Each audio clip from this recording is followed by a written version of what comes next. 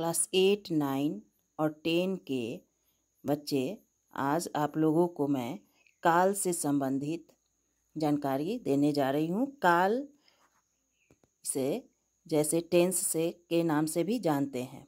काल क्या है? काल मतलब होता है समय। तो कुछ उदाहरण ले लेते हैं।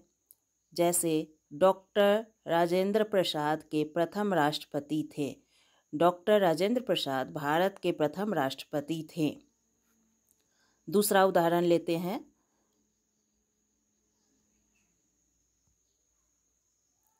वर्तमान राष्ट्रपति का कार्यकाल पूरा होने वाला है। तीसरा उदाहरण उसी तरह से ले। राष्ट्रपति का अगला चुनाव 5 वर्ष बाद होगा। तो इन तीनों उदाहरण में हम देखते हैं कि तीनों जो है 3 समय में काम किया गया है। जैसे पहला उदाहरण है डॉक्टर राजेंद्र प्रसाद के भारत के प्रथम राष्ट्रपति थे। दूसरे में है वर्तमान राष्ट्रपति का कार्यकाल पूरा होने वाला है। तीसरे में है राष्ट्रपति का अगला चुनाव 5 वर्ष बाद होगा। तो इस तरह से इन तीनों उदाहरण के द्वारा हम समझ रहे हैं कि 3 काम जो है 3 अलग अलग समय में हो रहा है। तो इस तरह से काल का इसकी परिभाषा हम लोग इस तरह से जानेंगे। क्रिया के जिस रूप से उसके करने या होने का ज्ञान होता है उसे काल कहते हैं। काल उसे समय भी कहते हैं। क्रिया के, फिर से एक बार, क्रिया के जिस रूप से उसके करने अथवा होने का ज्ञान प्राप्त होता है उसे हम काल कहते हैं। उदाहरण पहले ही बता दिया जा चुका है। अब आते हैं आगे। काल के भेद। काल के 3 भेद होते हैं। पहला है भूतकाल। पहला क्या है? भूतकाल। दूसरा भविष्यकाल और तीसरा वर्तमान काल।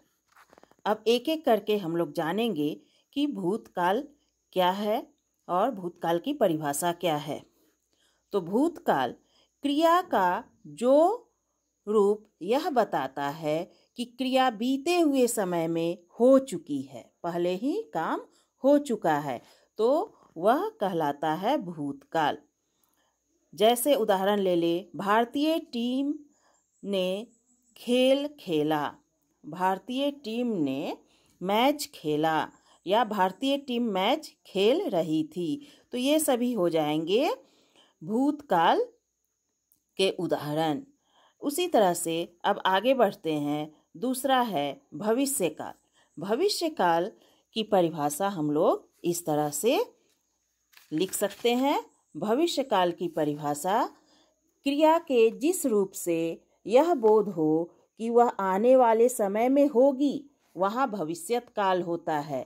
जैसे कल बबीता की गुड़िया का विवाह होगा, हम सब मेला देखने जाएंगे।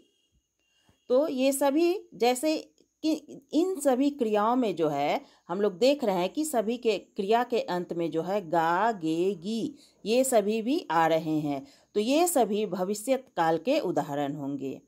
तीसरा अब आ जाएं तो वह है वर्तमान काल। तो वर्तमान काल में क्रिया के जिस रूप से कार्य के वर्तमान मतलब प्रेजेंट, अभी इस समय में होने का बोध हो उसे वर्तमान काल कहते हैं। जैसे बंदर पेड़ पर कूदता है, पिताजी समाचार सुन रहे हैं। तो ये सभी जो है वर्तमान काल के उदाहरण हो जाएंगे। तो आज हम लोग क्या जाने काल के विषय में, काल की परिभाषा और इसके भेद, और भेद के साथ तीनों भेदों का परिभाषा, भूतकाल, भविष्यकाल और वर्तमान काल। भूतकाल हो गया जो पहले बीत चुका है, वर्तमान काल हो गया जो अभी चल रहा है, और तीसरा जो है वह होता है भविष्यकाल जो कि आने वाले समय में होने वाला है।